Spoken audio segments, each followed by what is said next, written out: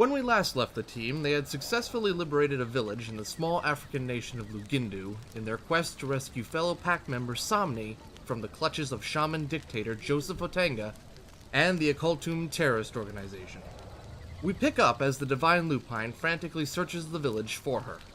Sir, do you happen to know where a female known as Melody or known as Somni in here? She's African American, she's wearing a white coat and a blue jeans. Do you know where she is? All the villagers actually hear you ask about her, and they all point to one particular hut. Alright, I draw my rifle and I approach it.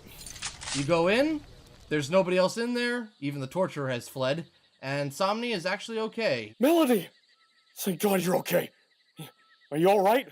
Yeah, I'm fine, a little beat up, I guess, but okay. Oh, he beat you up, did he? Yeah, a little bit. Oh, he's going to pay for that. Okay, hang on a second. Let me get all this stuff off you so we can get moving. Alright, come on, dear. Let's get to the war rig. As you guys head out, however, more enemies inbound. Oh, crap. The villagers take shelter, and now it's time for you guys to face off against. Let's see what we got here. You have 19 enemies coming your way. There's a mixture of foot soldiers, tanks, and helicopters. Ooh. Oh, well, this is gonna be a fun little playground. Also, there is a number of soldiers that have been obviously transformed because you've got a bunch of cheetahs and all kinds of stuff that seem to be marching with the foot soldiers. Okay, I know that we had a little bit of an issue with the manimals, but this is getting out of hand. Okay, it's Bestia and Locke's turn. Bestia, what are you gonna do to at least attack, well, let's say just attack a few of them? Let's start with the helicopters because those are Locke's favorite toys. Locke, sick 'em, boy! Dang it, it's a 13.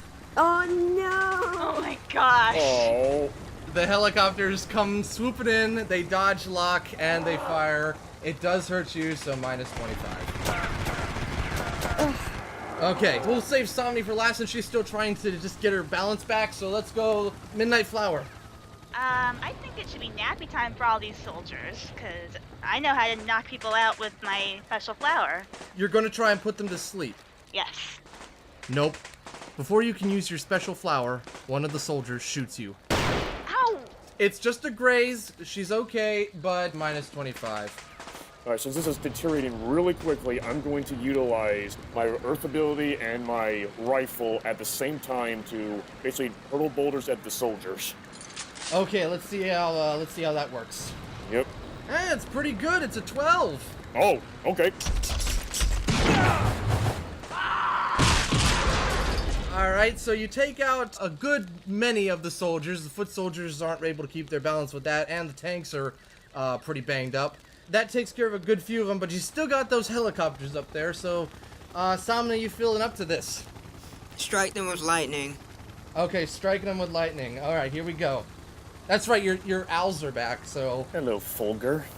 It's a 4! Somni's back in the game. Even after being trapped in Africa. Alright, it looks pretty good. You've taken care of the enemies that have come out of the jungle, but we are far from done.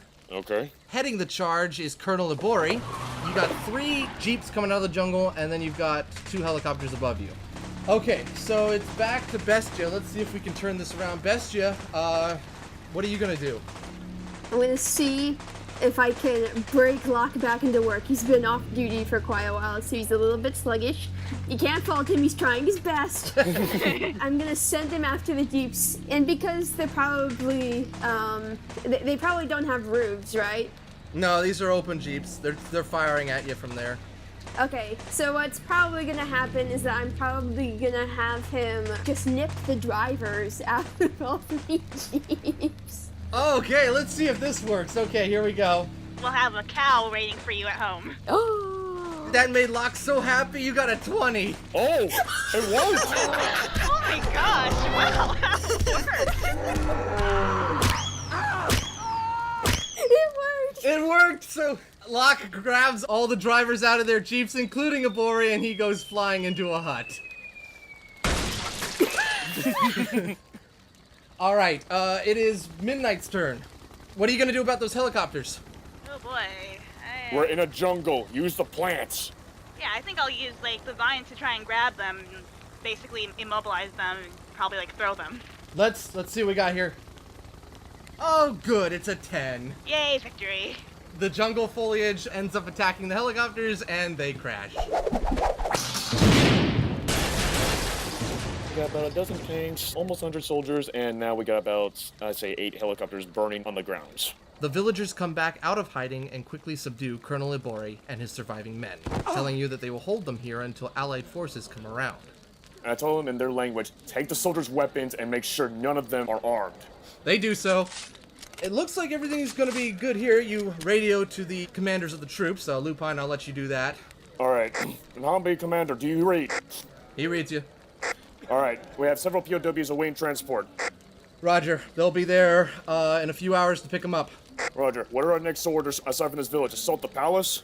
Proceed to the capital. Take the capital. Understood. Alright, team, mobilize. We're going to the capital. Well, you would. Oh boy. What? Just then, a number of all-black, all-terrain vehicles come racing out of the jungle. Before you can make a move, they quickly surround you and the village.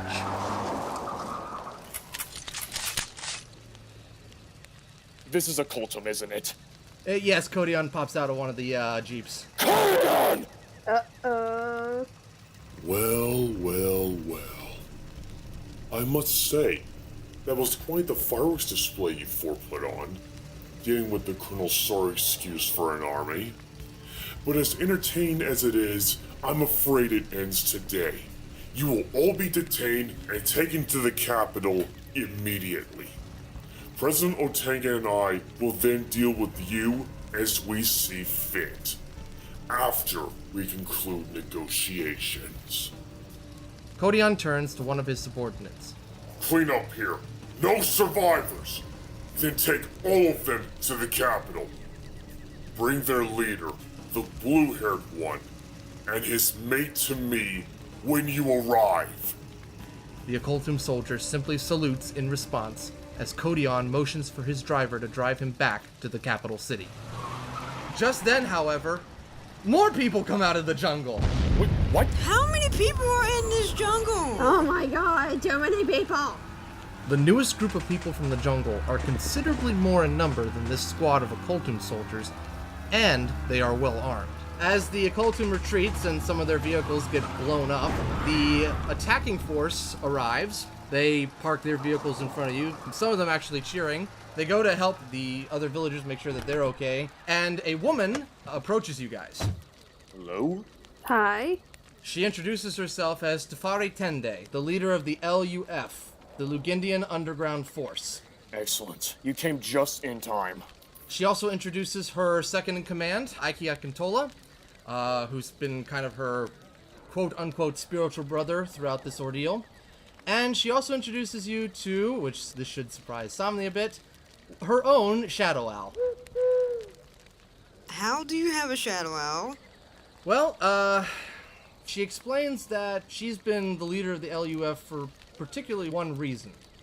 She wants Otanga dead for killing her grandfather, who was the head shaman of Lugendu before Otanga rose to power. Otanga got his magic by stealing it from her grandfather.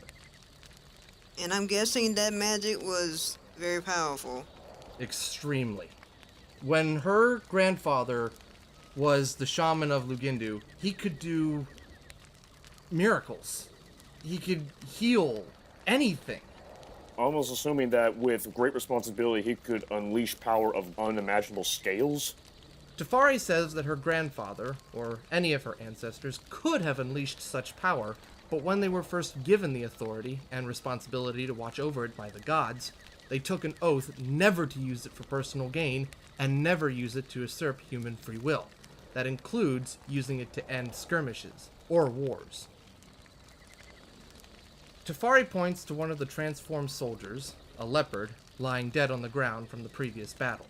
She says that, for years, Otanga has practiced and experimented with the stolen magic, turning innocents and his men into animals or using it to torment or torture. He hopes to learn all of its secrets by offering it blood sacrifices so he can conquer Africa and then the world. She also hates him for taking the corpses of her magically transformed countrymen and women and selling them to somebody called the Perfect Man in exchange for funds and favors. Oh. Now, she introduces her shadow owl named Verende. This shadow owl from the spirit world is very similar to the ones that follow Somni and Lupine. While she wasn't able to get her birthright from her grandfather before he passed away, she does have some knowledge of spiritualism and was able to make friends with one of these little guys.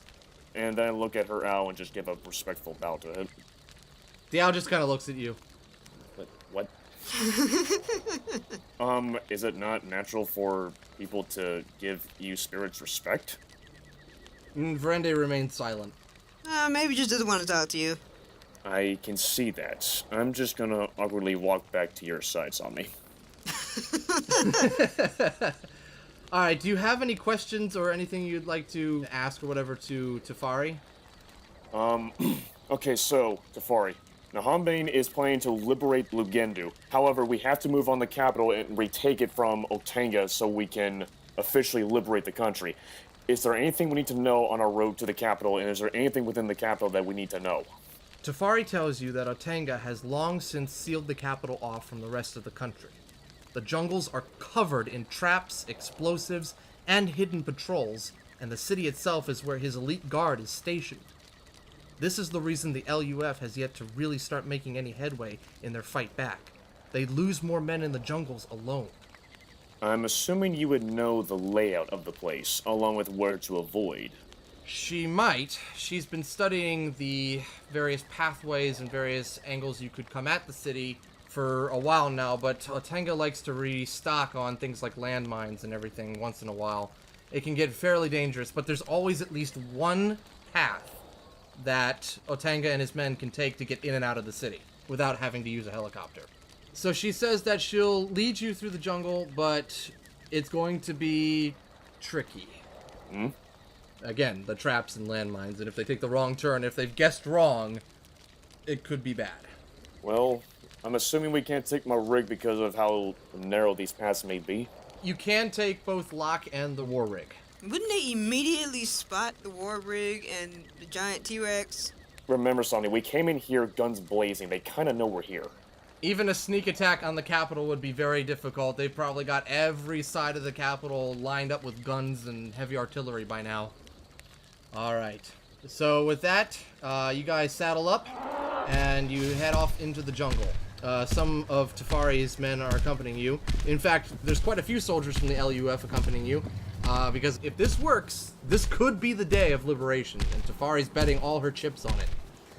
You guys roll through the jungle here, and as you go through it, it's eerily quiet. That's not good. Somni, do you mind having your elves do a very quick sweep to make sure we're not being watched or followed? Yeah, let's do that. Let's see what we got here. Alright, the shadow owls fly out, even Verende accompanies them. And soon they come back and they tell Somni and you guys that, yeah, somebody's watching you. Where are they? To the southeast. Camouflaged. What are they? 2 cheetahs. I chuck a grenade at them. Okay, let's see if that works. Hey, it worked! 18! They go flying as the grenade explodes. Ha! Nice try! Really? Really, Lupine? What? You're so obvious.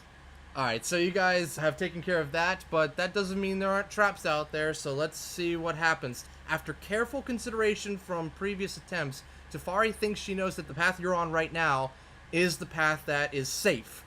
But there's no 100% guarantee, so let's find out with a dice roll. If I roll an odd, there could be something bad happening in the next few seconds.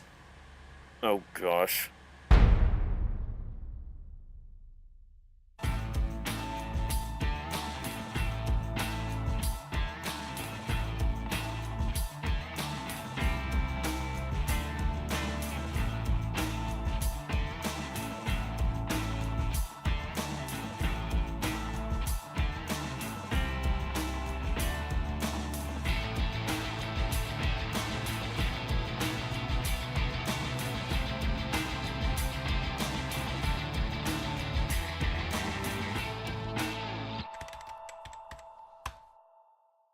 Thank you for watching Tale on the Air. The characters in World of the Champions RPG are owned by their respective owners. The characters created by our contestants are owned solely by the contestants. The Fox and the Fedora, Tale on the Air, Director Fox, and all characters connected with that character are all owned by Sean Basinger and Z Media Productions.